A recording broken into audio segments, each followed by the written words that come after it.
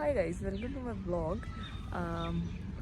It's been a long time कोई vlog नहीं डाला और आज मैं बाहर आई थी, एक्चुअली हौस खास आई थी, तो फिर मैंने सोचा कि यहीं पर एक व्लॉग बना ही लेती हूँ। मेरे माइंड में था कि इस टॉपिक पर बना लेना चाहिए एक व्लॉग। सो आपको यार टाइटल से पता ही लग गया होगा, the vlog is about what I have learned in 2023. So यार 2023 was totally a different year for me, क्योंकि मैंने इस साल में बहुत अलग चीज़ें करी।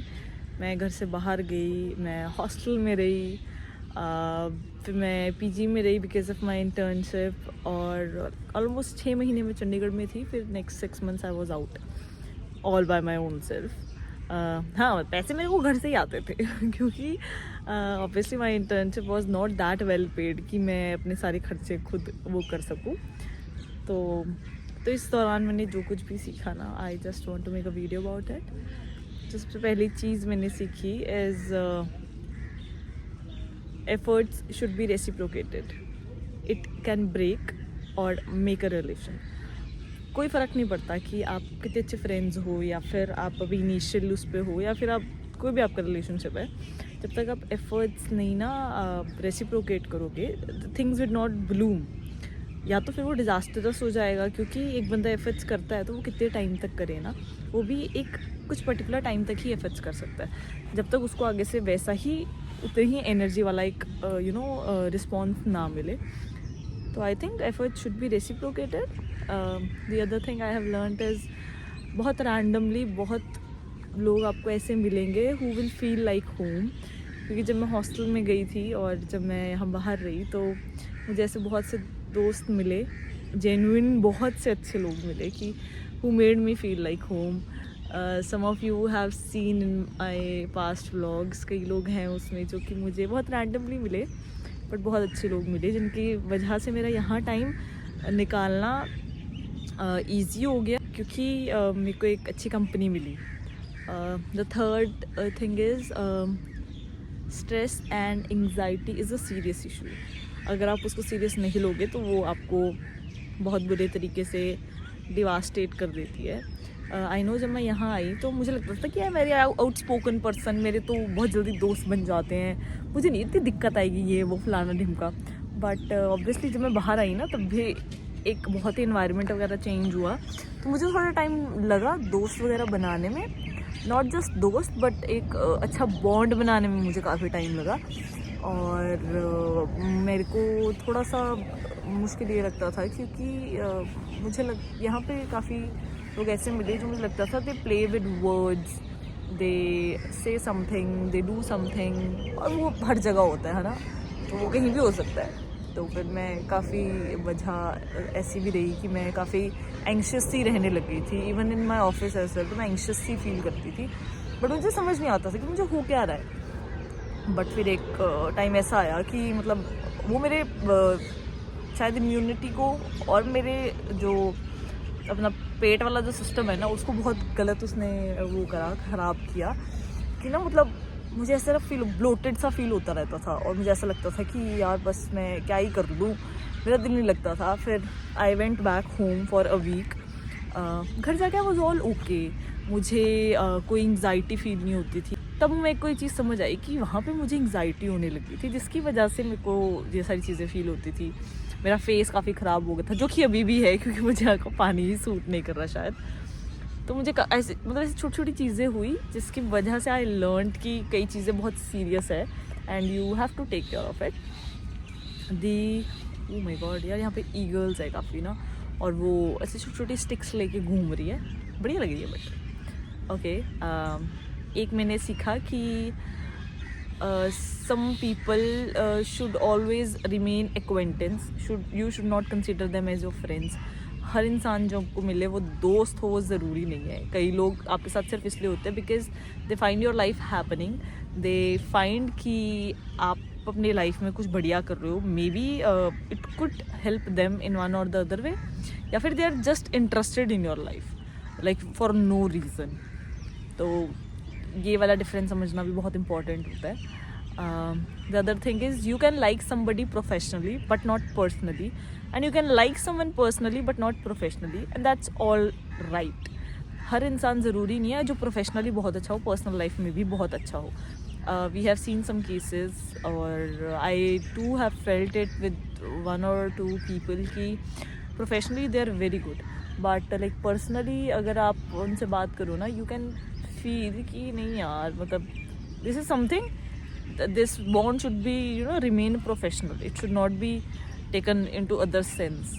तो अगर कोई ऐसा बोले ना कि I like you professionally but not personally, do not take it otherwise. It is just that कि आप लोगों उस लेवल पे वाइब नहीं कर रहे हो जिस लेवल पे आप दोनों में से कोई एक इंसान चाह रहा है. That's all right. The other thing is कि जब आप एक जगह से निकल जाते हो ना, then people start understanding your value. अपनी प्रेजेंस इतनी ज़्यादा भी कुछ लोगों के लिए स्टैगनेंट ना कर दो कि उनको तुम्हारा ना होना समझ ही ना आए. जब आप उस जगह से निकलते हो ना, या आप उस ग्रुप में से निकल जाते हो, देन पीपल स्टार्ट रियलाइजिंग कि नहीं यार, कि तुम्हारी इम्पोर्टेंस थी. हाँ, they didn't value you, that's a different topic, but you were important to them. और मेरी एक फ्रेंड ने मुझे ये बात भी बताई है, बोली है कि हिमांशी, जब एक बारी एक जगह से तुम निकल आओ ना, तो बार बार पीछे मुड़ के मत देखा कर, फिर कभी आगे बढ़ नहीं पाएगी. And I felt that's totally right. जब एक जगह से निकल जाओ ना, तो पीछे मुड़ मुड़ के नहीं देखना चाहिए, आप आगे नहीं बढ़ पाओगे, क्योंकि कुछ चीज़ें ना आपको पीछे कोई खींचती रहती है, फिर यू रिमेन स्टक समवेयर और दी अदर. तो अगर इफ़ यू जेन्युइनली वांट ना अपनी लाइफ में आगे बढ़ो, तो फिर पीछे मुड़ मुड़ के मत देखो. जो जैसा था हो गया, ख़त्म करो एंड लेट थिंग्स गो. एक और चीज़ जो I have learned is some people are money minded. They are money minded for no reason. And मुझे लगता है उनसे बॉन्ड भी उतना सा ही रखो कि इफ़ यू अंडरस्टूड ना कि ठीक है, ये इनका माइंडसेट है, या फिर this is how they think, तो उनसे दोस्ती भी उसी तरीके की रखो कि अगर कल को कोई बात होती है तो आप you didn't feel cheated, you didn't feel कि ये इंसान अच्छा नहीं है. बिकॉज हर इंसान अच्छा होता है किसी ना किसी के लिए. इट इज़ जस्ट दैट उनकी कुछ हैबिट्स अच्छी नहीं होती. मतलब हमें अच्छी ये लगती है क्योंकि we do not have that same, you know, instincts, या फिर वो सेम हैबिट्स हमारी नहीं है, इसलिए हमें वो अच्छी नहीं लगती. तो अगर ऐसा कुछ है तो इधर थोड़ा डिस्टेंस बना लो, या फिर बातचीत उतनी रखो जितनी तुम्हारे को मतलब हजम हो. और कल को तुम्हें ऐसा ना लगे कि यू फेल्ट चीटेड, या फिर they were not somebody who could be called friend. I would say this. And if you not feel you are valued enough somewhere, you should be minimizing your presence at that place. अगर कोई आपको value नहीं करता, then you should understand it. I know कई चीज़ें समझने में ना हमें बहुत टाइम लग जाता है. ठीक है, टाइम लग गया, बट ये चीज़ मैंने कहीं पढ़ी है, और मेरे को लगता है ये चीज़ बहुत करेक्ट है. मतलब ये ऐसा नहीं होता कि तुम किसी के लिए क्या फील कर रहे हो, ये ऐसा होता है कि कोई तुम्हें कैसा फील करवा रहा है. तो अगर किसी के साथ you feel good, you feel you know कि हाँ, आपके एफर्ट्स भी रेसिप्रोकेट हो रहे हैं, and you both of you are on same page, then it is good. But अगर ऐसा नहीं हो रहा, तो फिर you know what to do ना. And the other thing is you should take risk. Some people and some situations are worth taking risk. Some friends may come and go, but तुम्हारी दोस्ती कम नहीं हो जाती उससे यार. दोस्ती वैसी ही रहती है. इट इज़ जस्ट दैट कि हाँ, तुम लोग अब एफर्ट्स कम लगाते हो, बट वो रिलेशन वैसा रहेगा नेक्स्ट टाइम जब तुम मिलो या बात करो कि नहीं. वो डिपेंड करता है कि how much you people are understanding. तो if you guys are enough understanding, तो फिर आपका बॉन्ड ख़राब नहीं होगा. बट अगर अंडरस्टैंडिंग इतनी नहीं है, या फिर वो रिलेशनशिप इतना फ्लरिश नहीं किया, तो हाँ, मिसअंडरस्टैंडिंग्स हो सकती है. And the point is, you do not need to give clarification for every other thing. Some people do not deserve to get, you know, that clarification. क्योंकि कई लोगों ने ना समझना तो वही होता है जो उन्होंने समझना है. तो let things be whatever they are. Just रहने दो यार, क्योंकि कई बार हम जिस चीज़ों को जितना क्लैरिफाई करते हैं वो उतनी उलझती जाती है. तो इससे बेटर बेवकूफ़ बन के रहो कि मुझे नहीं पता था, मुझे जितना पता मैंने बता दिया, बस इतना ही.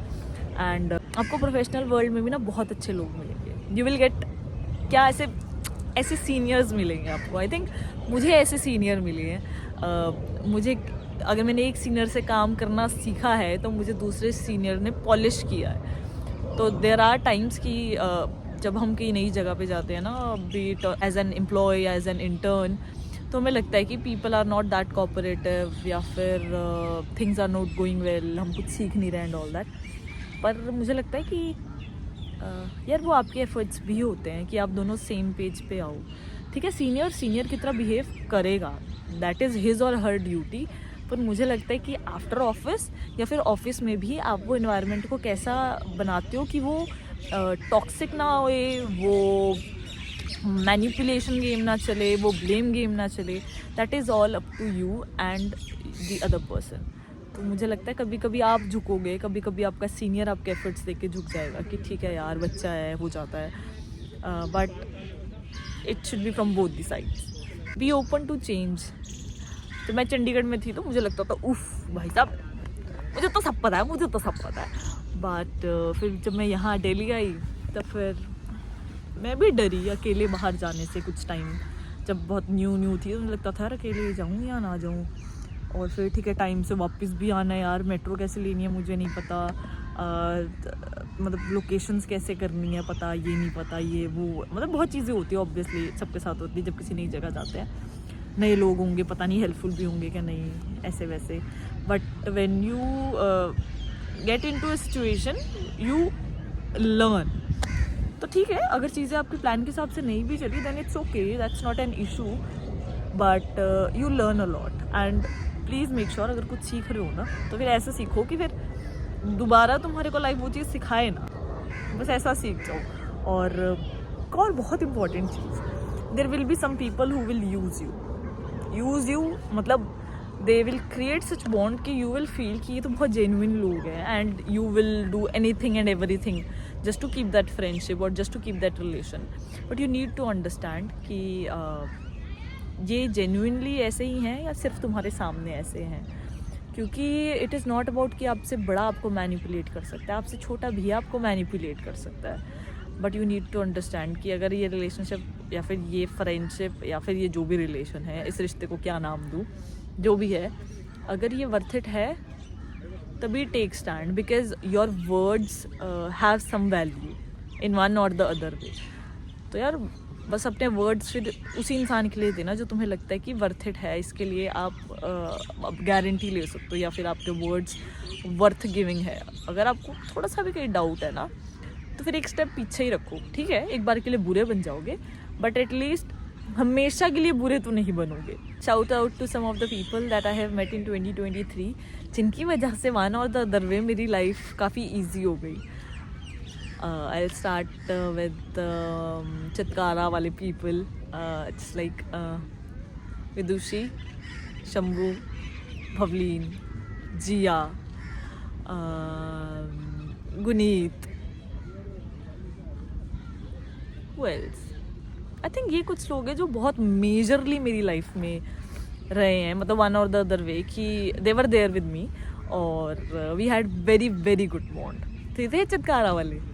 Then I come to internship वाले। इंटर्नशिप में आई वुड से कि ऑफिस से बाहर तो मुझे एक ही ऐसी मतलब बंदी मिली है, दिव्या जी, जो कि मुझे लगता है कि उनके साथ रहना बहुत वर्थ इट था, जो कि मुझे बहुत बहुत समझाती थी और बहुत प्यार से समझाती थी और गुस्से से भी समझाती थी। They made me feel like home. मुझे ऐसा लगता था कि हाँ I have you know elder sister with me, क्योंकि मुझे हमेशा ऐसी समझाती थी।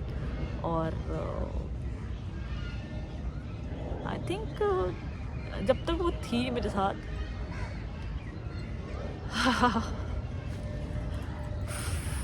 लाइफ काफ़ी इजी हो गई थी। फिर उनकी शादी हो गई यार मेरा जीजू उसको चुरा के ले गया मुझसे। मतलब अभी भी हम मिलते हैं बट वो जो ऑफिस के बाद पीजी में आके बकचोदी करनी होती थी, हमने बातें करनी होती थी कि उनके ऑफिस में क्या हुआ, मेरे ऑफिस में क्या हुआ, अब वो थोड़ी कम होती है but once in a week हो जाती है। But things are good. यहाँ मुझे वही मिली जो मुझे लगता है काफ़ी जेन्युइन पर्सन मिली है मुझे। ऑफिस में आई वुड से कि मेरा पूरा डिपार्टमेंट ही बहुत अच्छा था। ऑल माई सीनियर्स जिनसे भी मैंने काम सीखा, जिन्होंने भी मुझे वेल पॉलिश किया है ना, सब बहुत अच्छे थे. अदर देन मेरे डिपार्टमेंट से बाहर भी एक दो डिपार्टमेंट में ऐसे लोग हैं जो कि बहुत ही कोऑपरेटिव रहे हैं मेरे साथ. People didn't look me just as an intern, they look me as an employ. और we were always on good terms professionally. तो ऐसा होता था कि मतलब अगर मैं भी कोई बात रखती थी तो वो सुनी जाती थी. आई डिडंट फेल्ट कि आई वॉज अनहर्ड. तो आई थिंक ऐसे लोग होने बहुत ज़रूरी है यार. एक पॉइंट और भी रह गया था जो मुझे लगता है ये तो भाई ऐसे मतलब लव गुरु वाला पॉइंट है. If two people are into a relationship they should not add a third person in such a sense कि यार जब दो बंदे ना रिलेशनशिप स्टार्ट करते हैं वो तीसरे बंदे से एडवाइस नहीं लेते. वो तीसरे बंदे से नहीं पूछते कि we should start a relation और not. They just start a relationship क्योंकि वो दो खुश होते हैं. पर जब तुम दो की लड़ाई होती है तो तीसरे को क्यों बुला लेते हो बीच में यार. मतलब अगर दो में से कोई एक भी बुला रहा है तो I think that is disrespecting. जब स्टार्ट किया था तब तुम दो थे ना, तो अगर एंड भी करना तो भी तुम दो होने चाहिए. ये जो तीसरे बंदे को बीच में बुला लेते हैं मुझे लगता है इट इज़ लाइक कि तुम खुद अपना रिलेशनशिप ख़राब कर रहे हो, जो कि नहीं करना चाहिए ऐसा. क्योंकि यार तीसरे बंदे का देखो एक अपना पॉइंट है और ही और शी डज़ नॉट नो कि तुम दो का रिलेशनशिप क्या है, कैसा है, what you guys are up to. तो मुझे लगता है तीसरे बंदे को बीच में नहीं बुलाना चाहिए.